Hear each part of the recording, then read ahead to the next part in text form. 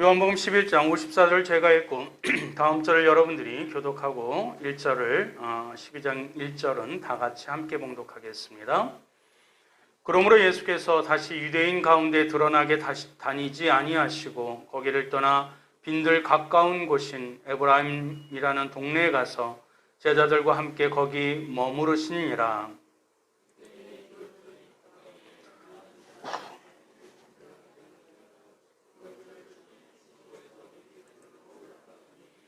그들이 예수를 찾으며 성전에 서서 서로 말하되 너희 생각에는 어떠하냐?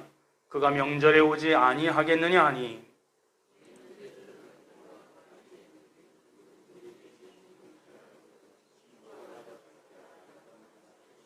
다 같이요. 6월절 엿새 전에 예수께서 베다니에 이르시니 이곳은 예수께서 죽은 자 가운데서 살리신 나사로가 있는 곳이라. 아멘. 오늘 말씀을 가지고 해야 할 것을 하신 예수님이라는 제목으로 함께 은혜 받기를 소망합니다. 한국인의 지성이라는 일컬어지는 자타 공인되는 이어령 교수님이 계십니다. 이화여대 또 명예 교수님이시고 또 그리고 한국 또 문학계의 거장이시지요. 한 20년 전에 이제 기독교를 개종해서 지금 또 하나님의 말씀 가운데 은혜 받고 있는 귀한 성도 가운데 하나입니다. 그분이 집필한 책 가운데 우리 PPT에 나오게 되지만 사진에도 나오겠지만 한국인 이야기라는 책이 있습니다. 여러분들도 한번 꼭 시간 되시면 꼭 읽어보시길 바랍니다. 한국인에 대해서 그 정서와 또 문화, 그 사상의 뿌리가 어떻게 되는지를 아주 쉬운 글로 어른의 에세이처럼 편하게 쓴 책입니다. 거기에 한 챕터 가운데 맘마와 지지라는 글이 나옵니다. 거기에 내용은 이 아이가 태어나서 제일 먼저 배우는 단어가 맘마와 지지라는 단어라는 것입니다. 어린아이는 나면서부터 아무것도 가르쳐주지 않지만 본능적으로 행하는 행동이 있지요. 엄마 젖을 빨 줄 알아요. 그리고 손에 닿는 대로 입으로 가져갑니다. 그래서 아이들이 무엇을 먹든 엄마 젖도 맘마요, 이유식도 맘마요, 사탕도 맘마요, 이 밥도 맘마입니다. 그러나 정작 유아들에게는 먹을 수 있는 것과 먹어서는 안 될 것을 식별할 수 있는 능력이 없어요. 그래서 그 결과 동전이나 구슬 이런 것들을 입에 넣어서 응급실에 실려가는 경우가 왕왕 있게 되지요. 그래서 어린아이가 태어나서 가장 배우는 말이 맘마와 지지이라는 것입니다. 엄마가 아이에게 먹을 수 있는 것을 줄 때는 맘마라고 하고 먹을 수 없는 것을 아이가 먹으려 하면 어떻게 해요? 지지, 떼끼 그러면서 말립니다. 여기서 우리가 깨닫는 점은 맘마라는 본능은 태어날 때부터 갖고 태어나지만 이 지지에 대한 능력은 후천적으로 학습과 훈련을 통해서 훈육을 통해서 터득하게 된다는 것입니다. 그러나 맘마와 지지만으로는 성숙한 인간, 균형 잡힌 인간이 될 수는 없습니다. 하지 말아야 할 것을 하지 않는 것도 중요하지만 해야 될 것을 반드시 하는 것은 더더욱 중요하기 때문에 그렇습니다. 왜냐하면 하지 말아야 될 것을 하면 나도 손해를 보고 타인도 피해를 입지만 정작 해야 될 것을 안 하게 되면 그보다 더 큰 피해, 그보다 더 긴 고통이 동반되고 수반되기 때문에 그렇습니다. 이것을 빨리 터득하는 것이 철이 드는 것이고 이것을 빨리 터득하는 것이 사회에 동화되는 것이고 이것을 빨리 터득하는 것이 지혜로운 것이에요. 그러니 맘마와 지지의 단계를 거친 사람들은 반드시 다음 단계로 이렇게 진입해야 되는데 그것은 하라라는 단계입니다. 무슨 단계라고요? 하라라는 단계입니다. 자녀가 원튼 원하지 않든, 교회 학생들이 원튼 원하지 않든 반드시 해야 될 것을 하라라는 것을 교육받고 훈련받고 그것을 습관화해야 된다는 것입니다. 정직하라, 형제끼리 우애하라, 부모를 공경하라, 최선을 다해라, 약속을 지켜라, 이런 것들이 하라에 해당되는 내용이기 때문에 그렇습니다. 이 하라의 과정을 거치면서 사람들은 비로소 사회와 교회 속에서 스스로 자발적으로 바르게 또 제대로 또 더불어 성장하는 인간으로 성숙되고 성화되어지는 것입니다. 성도와 하나님과의 관계도 마찬가지입니다. 하나님께서는 우리가 바라고 우리가 원하는 만마를 주십니다. 그러나 우리가 정작 잘못했을 때는 지지라고 하면서 상황이나 또 여건, 사람의 관계, 또 말씀을 통해서, 묵상을 통해서 그 지지를 하나님께서 우리를 말리십니다. 그러나 이 영적 유아기가 끝나면 하나님께서는 우리에게 하나님의 말씀으로 말미암아 마땅히 행해야 될 것을 가르쳐 주십니다. 우리 PPT를 한번 볼까요? 다 같이 한번 읽어봅니다. 시작. 하지.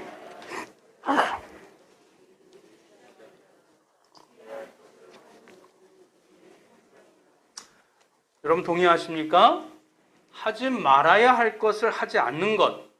이것이 하나님의 말씀이 하나님이 원치 않는 것이다 라는 믿음의 시작이라면 하나님이 하라 하고 말씀하여 주셨던 부분들을 내 상황과 여건의 부족함에도 불구하고 믿음으로 시작하는 것. 이것이 믿음이 성장하는 것이요. 그 궁극적으로는 그 끝은 믿음의 열매로, 성화로 우리에게 아름답게 장식되기 때문에 그렇습니다. 성경을 보면 구약에서 하나님께서 갈대아 이 우르에 있는 땅에 있는 아브라함을 부르십니다. 그리고 그에게 만마를 주셨어요. 뭘 주셨죠? 가나안 땅이라는 약속, 만마를 주셨고요. 또 가나안 땅을 또 밟게 되는 그 만마를 주셨어요. 독생자는 아니지요.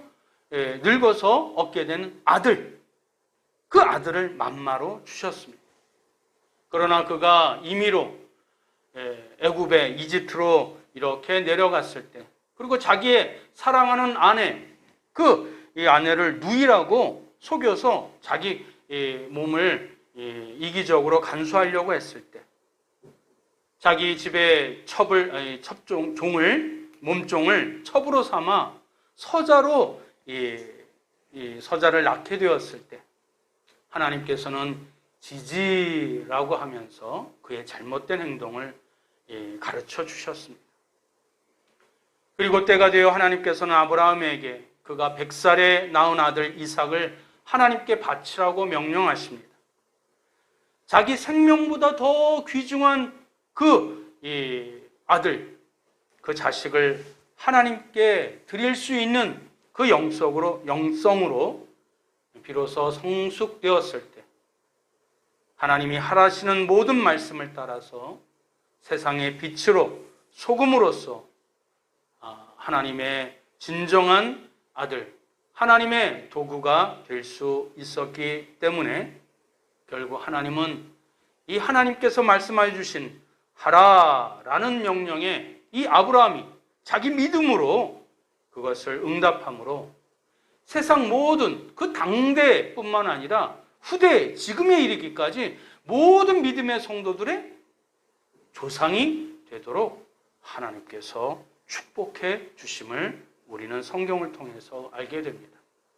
그러니 만마와 지지 그리고 하라의 이 신앙의 단계를 우리가 반드시 거쳐야 되고, 또 그를 통해서 우리 인간의 성품이나 또 우리의 영성을 하나님께서 더 성숙되게 하시고 또 아름다운 열매를 맺게 해 주신다라는 것입니다.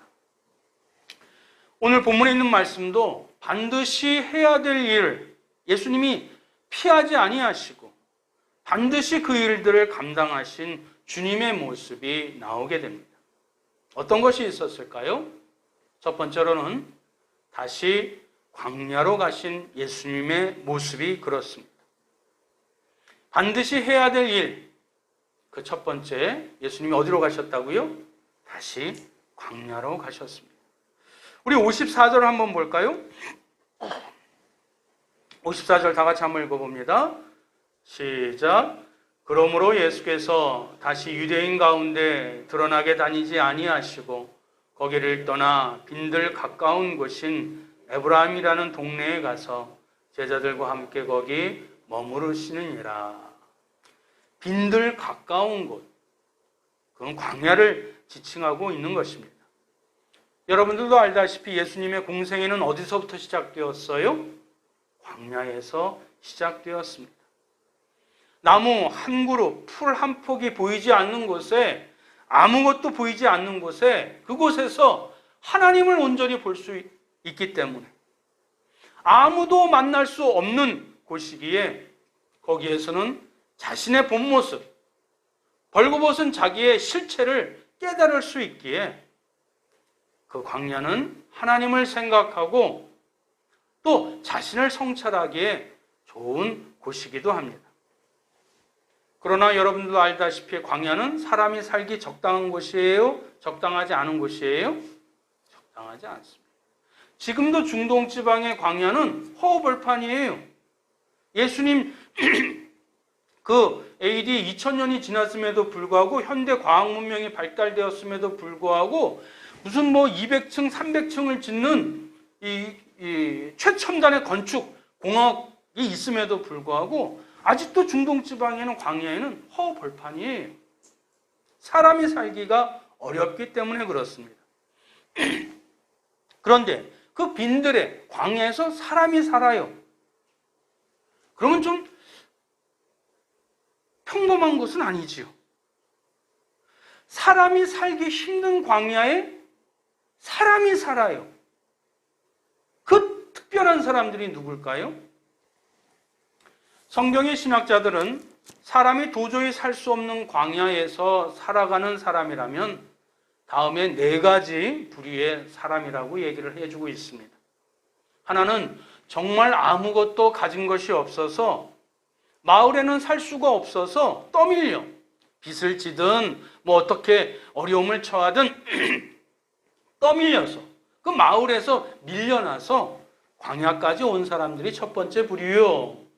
두 번째로는 죄를 짓고 그것을 피해서 사람 눈을 피해서 떠도는 사람들. 그것이 두 번째 부류의 사람이에요. 세 번째로는 예수님이 선한 사마리아의 비유를 말씀해 주셨지요. 누가복음에서. 거기서 예루살렘과 여리고 성 사이에 이 한 사람이 길 가던 나그네가 어떻게 되어져요? 그 유대 광야에서 도적을 만납니다. 즉 광야에는 누가 살아요? 도적놈이 살아요. 그러니까 이 광도와 도적이 그 광야에서 살 수밖에 없는 세 번째 부류의 사람이라는 것이지요. 마지막 4번째로는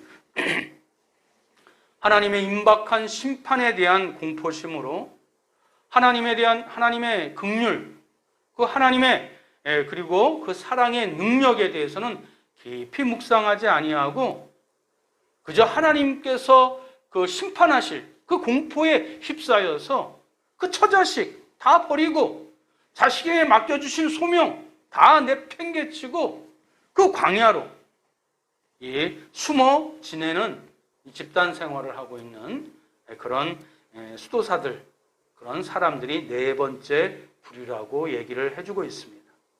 어쨌든 이 광야에서 사는 사람들은 특별한 사람들이지. 가장 인생의 낮은 곳에서 힘들게 생명을 부지하며 어렵게 떳떳지 않게 살아가는 현장이 바로 광야입니다. 그리고 그 광야에 사는 사람들은 평범하지 아니하니 비범하니 그것이 탁월한 것이 아니라 사실은 독한 사람들이지요. 그런 마음을 갖고 있지 않으면 살 수 없는 사람들, 무서운 삶에 대한 집념을 갖고 있는 사람들이 이 광야에 살고 있는 사람들입니다. 그런 광야에 살고 있는 그런 사람들에게 사탄의 시험을 이기신 예수 그리스도, 그 공생애를 시작하신 그 광야로 처음 마음을 가지고 다시 광야로 가십니다. 먹고 살기 바빠 진리에는 안중에도 없는 사람들에게, 남의 것이라도 빼앗아 심지어는 죽이기까지 하는 그 탐욕의 사람들에게, 죄를 지어 사람하고도 하나님하고도 이 세상하고도 어울리지 못해서 피하는 그런 사람들에게 다가올 세상의 종말, 그 심판의 공포로 인해 자신의 영혼도 삭막하고 주어진 소명을 망각해버린 사람들에게 주님은 이제 곧 얼마 안 있을 자신의 십자가의 죽음을 알면서도 다시 광야로, 그 광야의 사람들에게로 찾아가십니다. 마땅히 해야 될 일이었기 때문에 그렇습니다. 당연히 해야 될 일을, 해야만 할 일을 주님은 하셔야만 했기에 다시 그 광야로 가셨던 것입니다. 두 번째 주님이 하신 일, 두 번째 다 같이 제목 한번 읽어볼까요? 시작. 제자들과 함께 하신 예수님. 제목을 제자들과 함께 하신 예수님이지만 사실은 그 속뜻은 더 깊이 담겨져 있어요. 함께 한다, 그것으로 피상적으로 그치지는 않지요. 함께해서 무엇을 가르치시기 위한 것이에요? 끝까지 하나님의 말씀, 하나님의 진리의 말씀, 구원의 말씀을 전수하기 위해서 제자들과 함께 하셨다는 것을 우리는 알 수가 있습니다. 우리 54절 다 같이 한번 읽어보겠습니다. 시작. 그러므로 예수께서 드러나게 다니지 아니하시고 거기를 떠나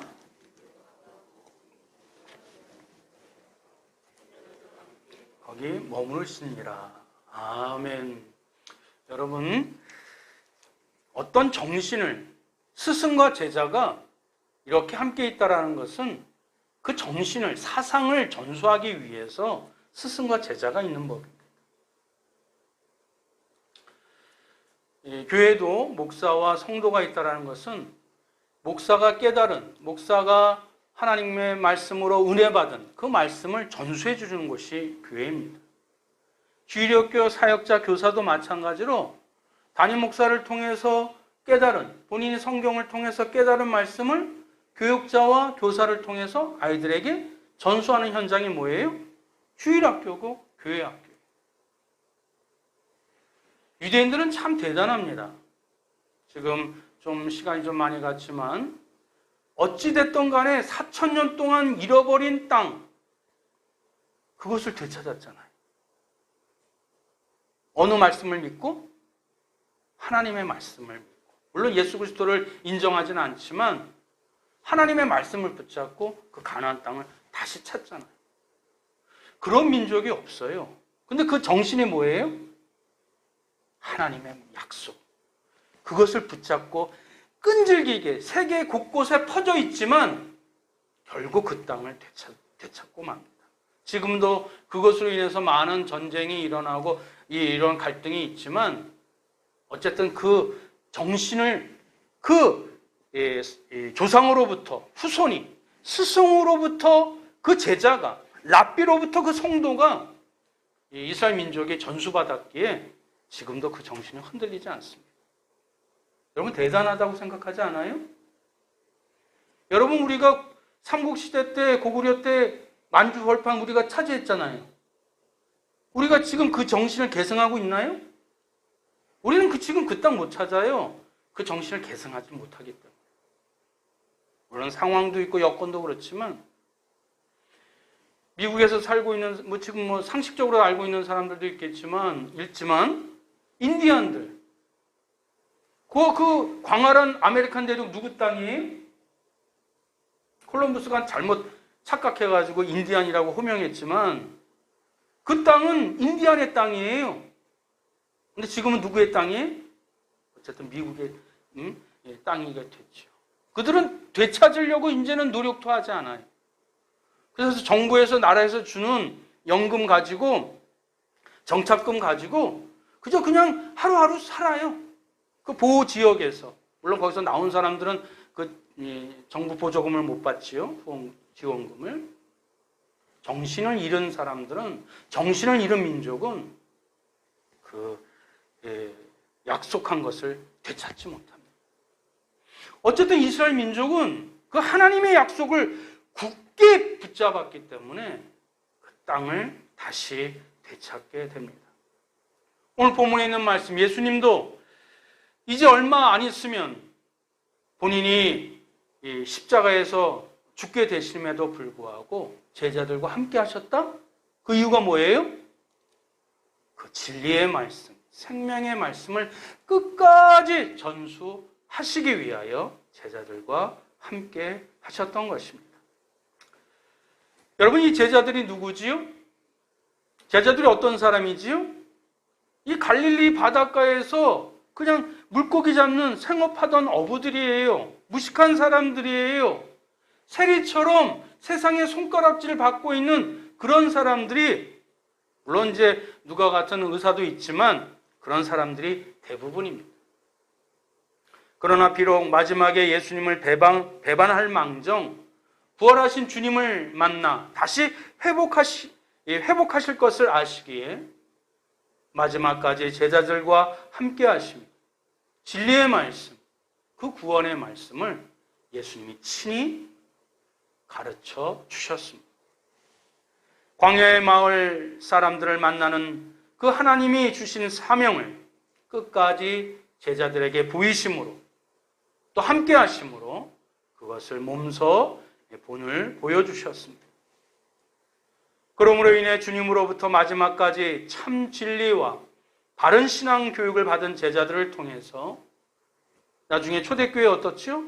예루살렘의 로마의 최고의 지성인들, 최고의 학식 있는 사람들, 그 권력자들도, 부유한 자들도 이 갈릴리 어부 출신의 이 제자들의 설교를 듣고 그것을 통회하며 회개하며 옷을 찢으며 내가 어찌할꼬 라고 하면서 그 제자들의 앞에서 무릎 꿇고 회개하던 수많은 지성인들과 부유한 자들이 그런 모습을 보여주게 되었습니다. 우리 구주 예수 그리스도께서는 마지막까지 자신이 해야 될 일을 그것을 회피하지 아니하시고 변명하지 아니하시고 해야 될 일, 그것을 반드시 끝까지 이루심으로 말미암아 그것을 또 가르치시기 위하여 제자들과 함께 하셨음을 우리는 또 깨달을 수 있습니다. 세 번째 제목 다 같이 한번 읽어봅니다. 시작. 소명을 이루시려는 예수님.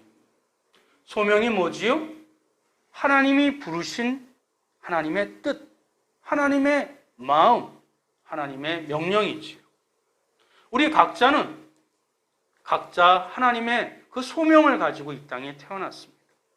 그러니 그 소명을 발견하는 자가 인생의 성공한 자요, 인생의 행복한 자요, 자신에게 주신 그 생명이 얼마나 되는지 모르겠으나 가치 있게, 의미 있게 살아가는 자들이라고 우리는 영적으로 그것을 해석할 수 있습니다.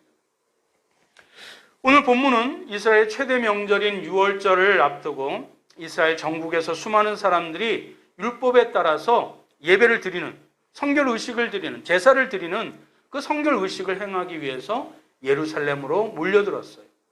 왜냐하면 그런 제사를 드린 자만이, 성결 의식을 행한 자만이 유월절 예식에 참여할 수 있기 때문에 그렇습니다. 우리 55절과 56절 한 번 더 읽겠습니다. 시작. 유대인의 유월절이 가까움에 많은 사람이 자기를 성결하게 하기 위하여 유월절 전에 시골에서 예루살렘으로 올라갔더니 예수를 찾으며 성전에 서서 서로 말하되 너희 생각에는 어떠하냐? 그가 명절에 오지 아니하겠느냐 하니. 예루살렘에 모인 유대인들이 뭐라고 지금 수군덕거리고 있어요? 명절 때마다 예수님이 오셔서 그 솔로몬의 행각에서 설교하셨잖아요. 비록 짧은 기간이지만 3년 동안이라도. 그러나 이번만큼은 예수님은 오시지 않겠지?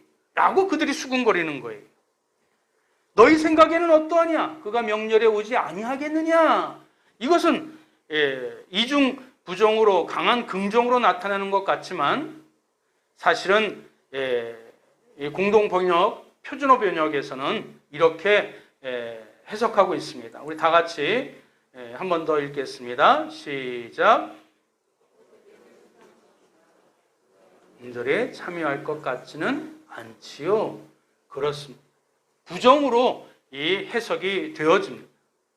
유대인들이 이번 유월절만큼은, 이번 그 절기만큼은 예수님께서 예루살렘 그 예배 성전에서 예식에 참여하지 않을 것이라고 확신을 가지고 그들끼리 수군덕거리는 그런 표현의 문구인 것입니다. 그 이유가 무엇이지요? 다음 절에서 밝혀줍니다. 우리 57절 한 번 더 읽습니다. 시작. 이는 대제사장들과 바리새인들이 누구든지 예수 있는 곳을 알거든 신고하여 잡게 하라 명령하였음이로라. 그러니 이런 명령이, 예수를 누구든지 보는 자는 잡으라는 명령.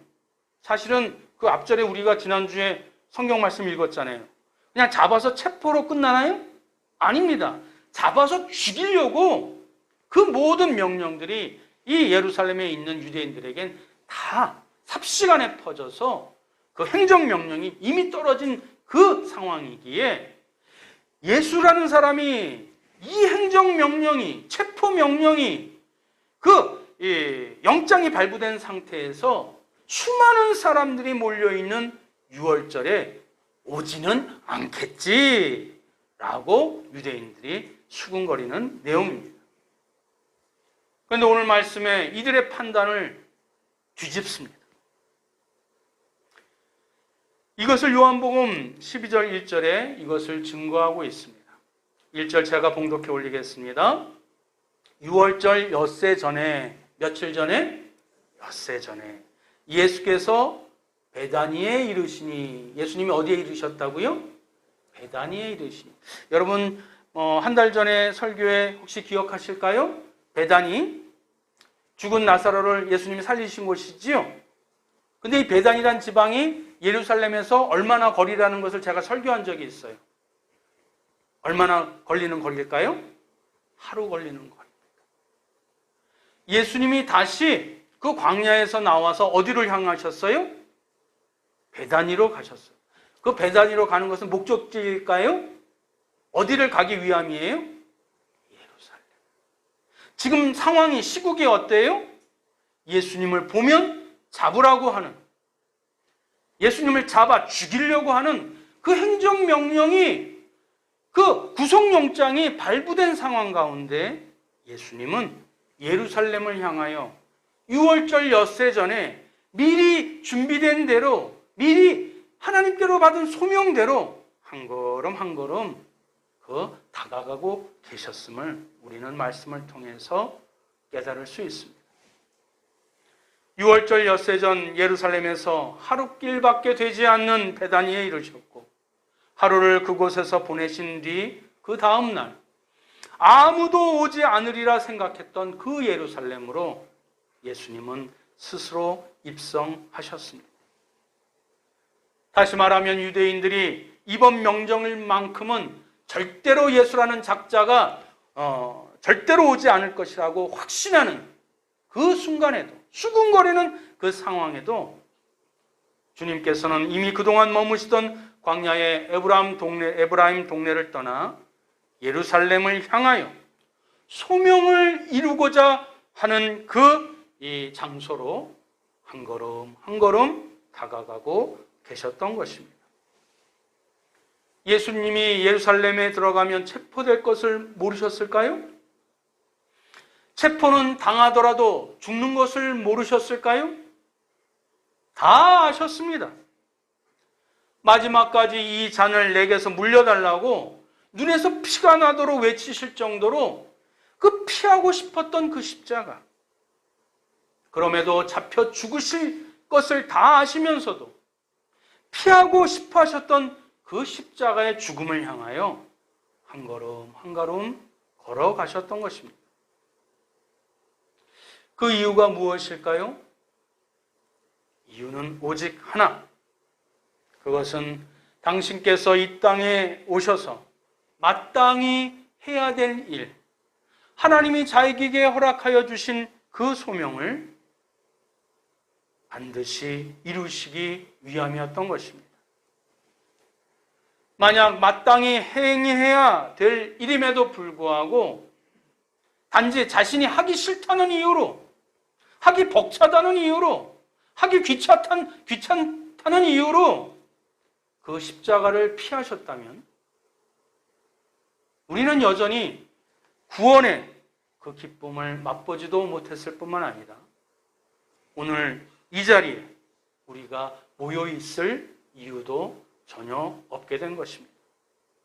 여전히 인생이 한 번뿐이니 죽음을 향해서 그리고 자신의 본능을 충족하기 위해서 하루하루 하나님이 주신 생명을 까먹고 있을 뿐일 것입니다.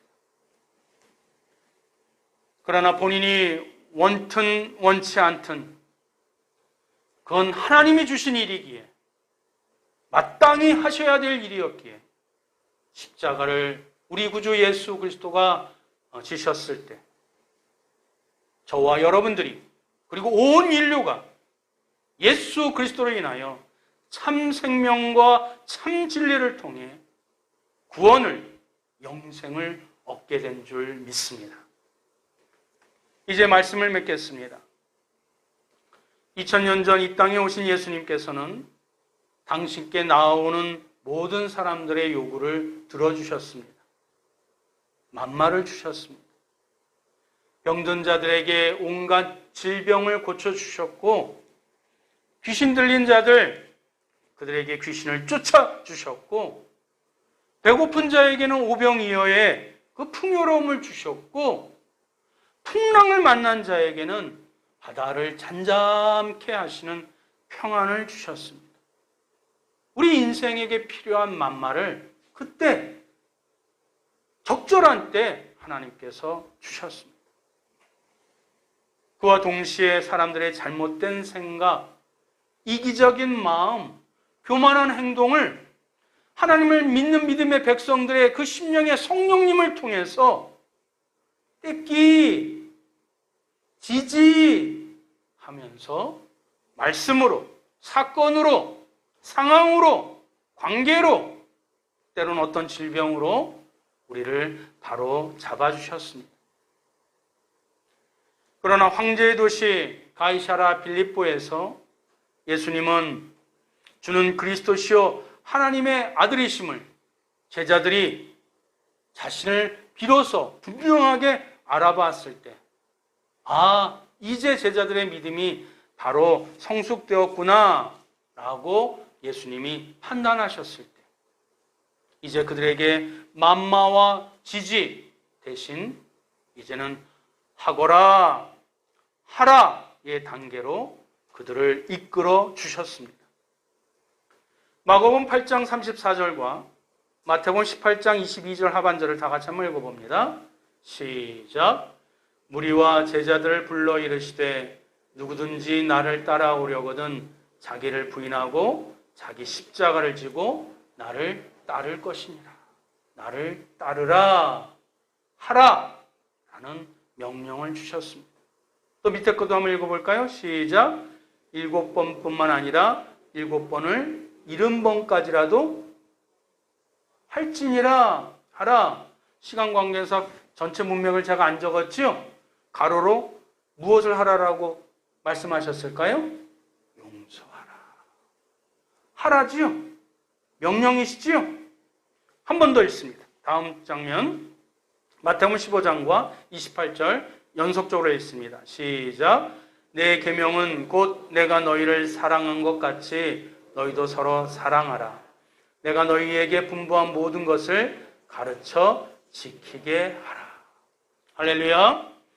이처럼 마땅히 행해야 될 바를 행하는 자만이 자신의 인생의 십자가를 회피하지 아니하고 분명히 깨닫고 또 그 십자가만을 통해서만이 하나님이 나를 불러주신 그 소명을 온전히 완수할 수 있기에 또 완수한 자만이 하나님께서 그 소명에 완수한 자에게 주시는 그 십자가의 영광, 그 부활의 영광, 영생의 복락을 누릴 수 있음을 이 계절에 뿌린 대로 거두게 되는 그 하나님의 그 풍성한 이 계절에 우리가 반드시 기억하시길 주님의 이름으로 축원드립니다.